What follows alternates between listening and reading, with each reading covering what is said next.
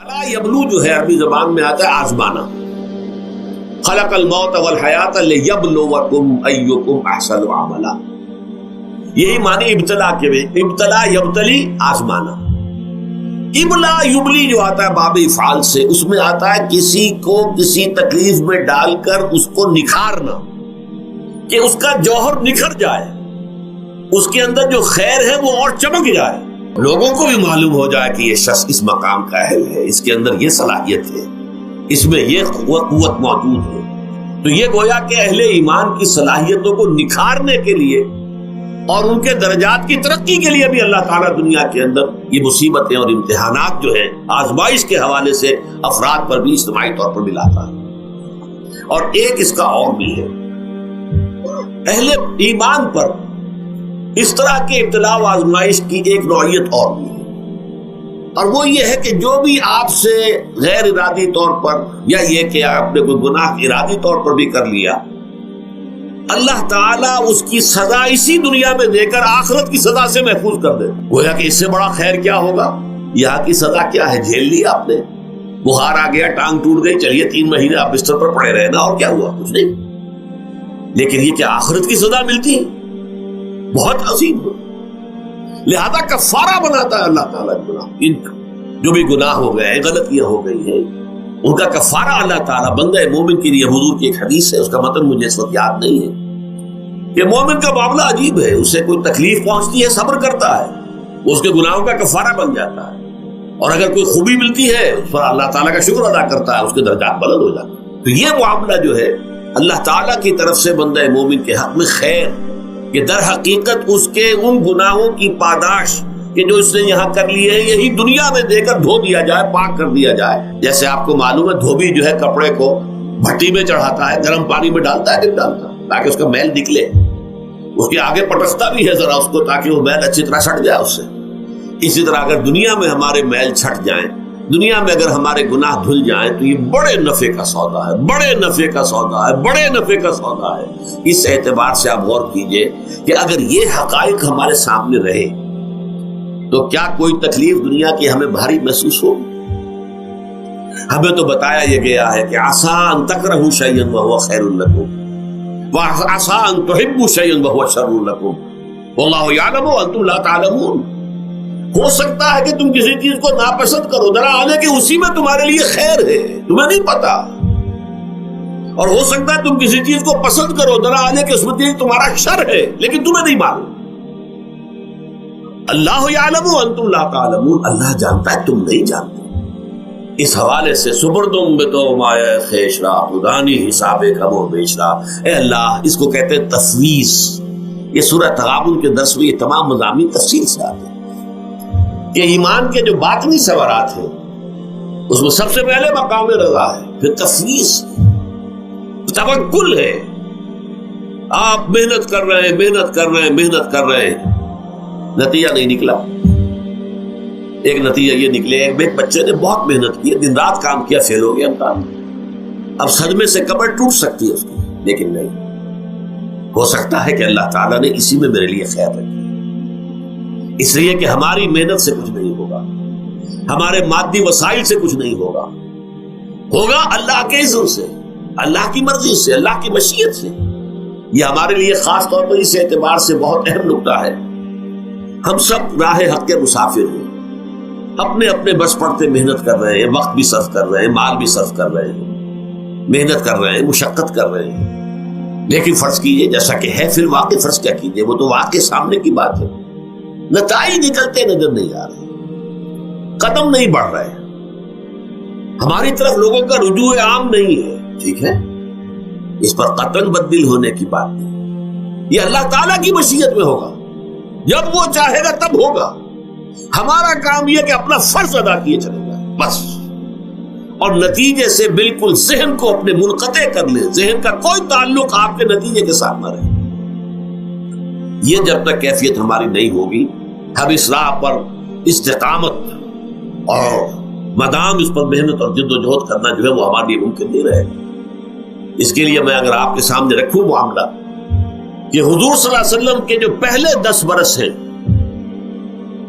جب سے آپ کو آغاز ہوا ہے وحی کا،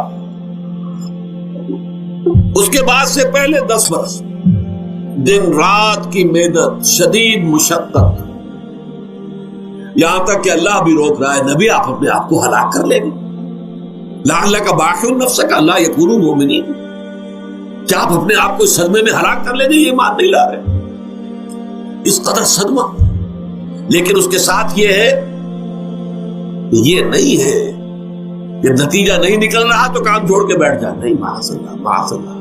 نتیجہ نہ نکلے تو حضرت نوح علیہ السلام کی عمر بھی اگر حضور کی ہوتی 950 برس بھی حضور دعوت دیتے تھے، آپ کا کام تھا، آپ کا فرض تھا۔ حضرت نوح علیہ السلام بھی تو آخر اللہ کے ایک بندے تھے، اللہ کے رسول تھے، 950 برس تک دعوت دی۔ فَلَبِثَ فِيهِمْ أَلْفَ سَنَةٍ إِلَّا 50 عَامًا، یہ تو ہم مانتے ہی نا، اگر قرآن کے اندر نص قطعی صریح الفاظ نہ ہوتے کہ 950 برس تک رہے، ورنہ یہ بات سمجھ سے بالا تر ہے۔ عام طور پر معلوم ہوتا ہے کہ اس دور میں ابھی عمر زیادہ تھی لوگ۔ بہرحال جو میں نے عرض کیا تھا کہ دکھ جس سے انسان متاثر ہوتا ہے اس کی ایک قسم وہ ہے کہ جو ہمارے ارادہ اور اختیار سے باہر، اللہ کی مشیت سے، اللہ کے اذن سے، اللہ کی مرضی سے آتا ہے۔ اس کے لیے ہمارا کام صرف برداشت ہے۔ جو شے بھی ہمیں برداشت کی صلاحیت عطا کر دے وہی اس کا علاج ہے۔ جیسے آپ کو معلوم ہے کہ بخار بہت تیز چڑھا ہوا ہے، اس کی دوا نہیں ہے اسپرین یا کوئی اور پیراسیٹامول، بخار کی شدت کو کم کر دے، وہ کوئی علاج نہیں ہے۔ علاج تو ہوگا اگر معلوم ہو کہ کون سے جراثیم ہے، کس کی وجہ سے ہے، اس کا صحیح اینٹی بایوٹک کون سا ہے، وہ علاج ہوگا۔ یہ علاج نہیں ہے، لیکن اس کی شدت کی کمی اور اس کے اندر جو احساس ہے جھیل جانے کا، وہ انسان کے لیے آسان ہو جاتا۔ یہی مضمون آیا ہے سورہ حدید میں بھی، ما اصاب من مصیبت فی الارض ولا فی انفسکم، یہاں کھول دیا اس مضمون کو۔ میں نے عرض کیا تھا نا کہ یہ آفت سماوی بڑے پیمانے پر بھی ہو سکتی ہے، زمین میں یعنی زلزلہ آ گیا، فلڈ آ گیا، طوفان آ گیا، ولا فی انفسکم، خاص تمہاری جان میں، تمہیں بخار ہو گیا، تمہیں ٹی بی لگ گئی، تمہیں کوئی اور بیماری آ گئی، تمہیں کینسر ہو گیا، معاذ اللہ معاذ اللہ، ہوتا ہے، آخر ہوتا ہے، دنیا میں انسانی زندگی کے ساتھ یہ ساری چیزیں لگی ہوئی ہیں۔ لیکن یہ چیزیں ما اصاب من مصیبت فی الارض ولا فی انفسکم، نہیں پڑتی تم پر کوئی پڑنے والی کوئی مصیبت، کوئی تکلیف، نہ پوری زمین میں بڑے پیمانے پر، نہ تمہاری جانوں میں انفرادی سطح پر، الا فی کتاب من قبل ان نبرأھا، مگر یہ کہ وہ تو ایک کتاب میں، کتاب اللہ کے علم کی کتاب، ام الکتاب، اس میں پہلے سے درج موجود ہے۔ یہ الٹ اپ نہیں ہو گیا، یہ اچانک نہیں ہو گیا۔ آپ اچانک سمجھتے ہیں کہ صاحب میں تو جا رہا تھا، اچانک ٹرک نے آ کے مجھے دھکا مار دیا۔ اچانک کوئی شے یہاں نہیں ہوتی، اس کائنات میں پتہ تک نہیں ہلتا جب تک کہ اس نے رب نہ ہو۔ اچانک کا کیا سوال؟ در حقیقت جو ہوتا ہے وہ اللہ تعالیٰ کے علم میں پہلے سے ہے، علم میں کامل، ما کان وما یکون، جو کچھ ہوا ہے، جو کچھ ہوگا، مستقبل، ماضی، کل کا کل، آنے واحد میں اللہ کے علم میں موجود ہے۔ لہذا یہاں اچانک کچھ نہیں ہوتا، جو بھی آیا ہے اللہ کے علم سے آیا، اور یہ پہلے سے اللہ کے علم کے اندر موجود تھا، لکھا ہوا تھا، الا فی کتاب من قبل ان نبرأھا ان ذلک علی اللہ یسیر۔ یہ تمہیں تو مشکل نظر آئے گا لیکن اللہ پر بڑا آسان ہے، اللہ کا علم کامل، ما کانا ما یکون کو حاوی ہے۔ لِکَیْ لَا تَأْسَوْا عَلَىٰ مَا فَاتَکُم، تاکہ تم افسوس نہ کیا کرو ان چیزوں پر جو تم سے چھوٹ جائیں، جاتی رہے، چھن جائیں۔ کوئی موقع تھا ہاتھ سے نکل گیا، کوئی دولت تھی اس پر ڈاکہ پڑ گیا، کوئی اور مصیبت ہے وہ آ گئی، کوئی عزیز فوت ہو گیا، اکلوتا بیٹا تھا فوت ہو گیا، وغیرہ وغیرہ۔ ما فاتکم، فات سے ہی فوتیدگی ہے نا، جو شے بھی نکل جائے، چلی جائے، ہاتھ سے جاتی رہے، چاہے وہ کوئی آپ کا عزیز تھا جو فوت ہو گیا تو آپ کے ہاتھ سے نکل گیا، یا کوئی مال تھا جو آپ کے قبضے سے نکل گیا، ڈاکہ پڑ گیا، چوری ہو گئی، نقصان ہو گیا کاروبار میں بہت بڑا، اس پر افسوس نہ کیا کرو۔ اگر افسوس کرو گے تو اس کا مطلب کیا ہوگا کہ تمہیں اللہ پر اعتماد نہیں ہے، یا تم سمجھتے ہو کہ اللہ کے سوا بھی کوئی ہے جو یہ کام کر سکتا۔ کائنات میں تو ایک ہی کی مرضی چلتی ہے، وہ ہے اللہ۔ لہذا اگرچہ وہ کسی کے ذریعے سے تکلیف آپ کو پہنچی ہے، کسی نے آپ کو پتھر مارا ہے، وہ پتھر ہو سکتا ہے آپ کو نہ لگتا، لگ گیا ہے تو اللہ کے فیصلے سے لگا ہے، اس کا باپ بھی نہیں پتھر مار سکتا آپ کو اگر اللہ کا اذن نہ ہو. لہذا آپ پتھر مارنے والے کو بھی مجرم سمجھیے، ٹھیک ہے، اس سے بھی قصاص لینے کا آپ کو حق ہے، لیکن یہ جان لیجئے کہ جو آیا ہے پتھر وہ اذن رب سے آیا. اب ظاہر بات ہے کہ اگر یہ کیفیت ہوگی تو غصہ اتنا نہیں ہوگا اس شخص پر کہ جس نے یہ کام کیا ہے، بلکہ ہو سکتا ہے آدمی مسکرا کے رہ جائے. جیسے کہ وہ میں واقعہ سناتا رہا ہوں اپنے دروس میں کہ ایک درویش میرے ساتھ بھی جا رہا تھا، جو رب کرے سو ہو، جو رب کرے سو ہو، جو رب کرے سو ہو.